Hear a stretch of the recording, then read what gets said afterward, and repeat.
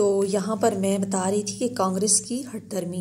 اب کانگریس نے کی جو جماعت تھی جس میں وہ مسلمانوں اور ہندوؤں کے مشترکہ جو ان کے مسائل ہوتے تھے ان کو وہ لوگ لے کر وہاں پر پیش کرتے، لیکن ہندوؤں کی جو سوچ تھی، جو ان کی دماغ میں ایک سوچ مسلمانوں کے خلاف تھی کہ انہوں نے ہمیشہ مسلمانوں کو زیر کرنا ہے اور مسلمانوں کو کبھی بھی کسی بھی ترقی کی راہ پر لے کر نہیں جانا. تو اس زمن میں قائد اعظم محمد علی جناح جو تھے، انہوں نے جو ہندوؤں کی ذہنیت تھی اس چیز کو بخوبی انہوں نے اس چیز کو سمجھ لیا اور پرکھ لیا کہ ہندوؤں کے ذہن میں کیا چیز چل رہی ہے. ٹھیک ہے.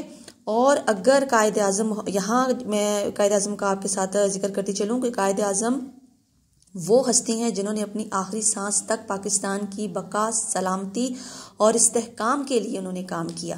صرف یہی نہیں، اس ہستی کے بغیر اتنی بڑی جو مسلم ریاست ہے اس کے قیام کا تصور بھی ہم لوگ نہیں کر سکتے تھے. جی ہاں، یہ وہی پاکستان ہے جس کے ہونے سے میں ہوں، جس کے ہونے سے آپ لوگ ہیں، جس کے ہونے سے وہ حکمران ہیں جن کی رعونت اور جن کی فرعونیت ختم ہونے کا نام نہیں لیتی. ٹھیک ہے. جن کا جاہ و جلال، جن کی تمکنت، یہ ان کا عظیم الشان جو محلات، جو ان کے پاس گاڑیاں اور اتنا جو انہیں اقتدار ملا ہوا، یہ سب کچھ اسی شخص کی محنت کا صدقہ ہے.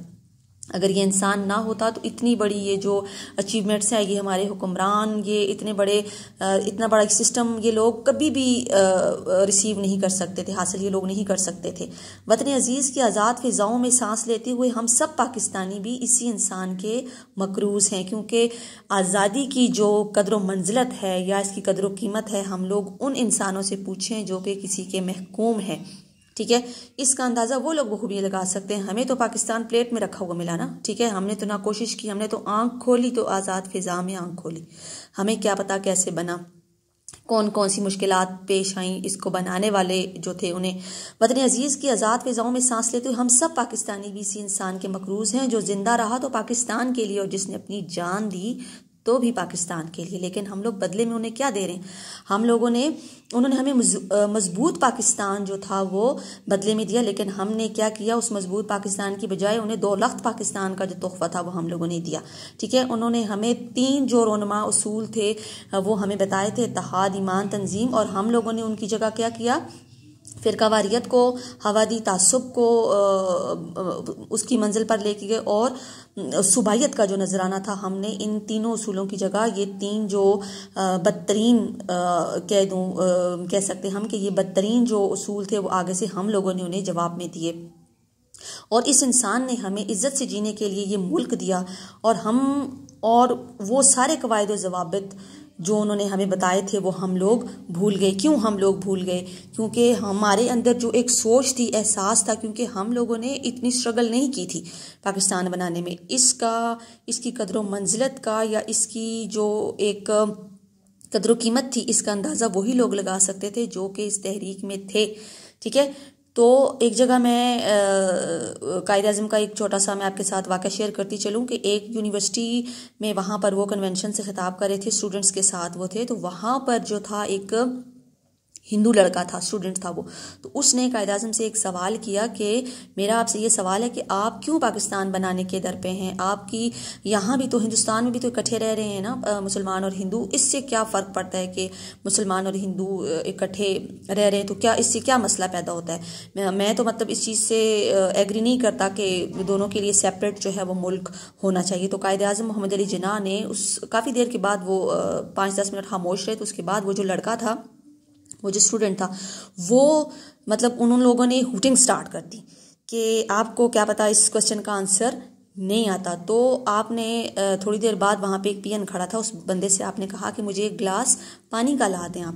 وہ شخص گیا، اس نے جا کر گلاس پانی کا لا کے قائد اعظم کو دیا. تو آپ نے وہ جو گلاس پانی کا تھا، آپ نے آدھا گلاس پانی کا پیا اور آدھا آپ نے چھوڑ دیا اور نیچے ٹیبل پر رکھ دیا. اور 5 منٹ کے بعد اس لڑکے کو بلایا جس نے آپ سے یہ سوال کیا تھا. تو آپ نے رحمۃ اللہ علیہ نے آپ نے ان سے کہا کہ یہ گلاس اٹھاؤ اور پانی کا پی لو. وہ جو لڑکا تھا اس نے ایک دم یعنی کہ فوراً اس نے انکار کر دیا کہ نہیں، میں آپ کا جوٹا نہیں پیتا کیونکہ آپ مسلمان ہو. تو قائد اعظم نے اس لڑکے سے کہا کہ تمہارے سوال کا جواب تمہیں مل گیا. ٹھیک ہے. تم میرا جھوٹا پانی نہیں پی سکتے، اور اتنی بڑی جو ایک ریاست ہے، اتنی بڑی ایک اسٹیٹ ہے، اس میں ساری زندگی تم اور ہم لوگ کس طرح اکٹھے رہ سکتے ہیں، ٹھیک ہے۔ اور وہ جو اسٹوڈنٹ تھا، وہ جو لڑکا تھا، وہ اپنے سوال پر بڑا نادم ہوا اور بڑا پشیمان ہوا۔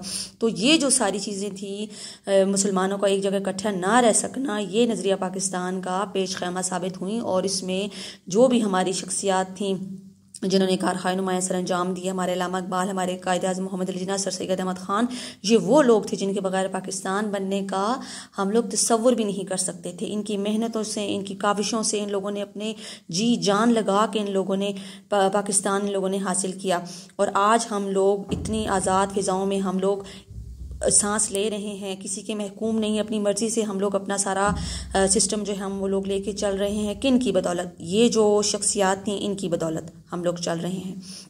اللہ تعالیٰ ہمارے پاکستان کو اس طرح قائم و دائم رکھے، اور تا حیات تا قیامت اسے ہمیشہ سربلند رکھے، آمین۔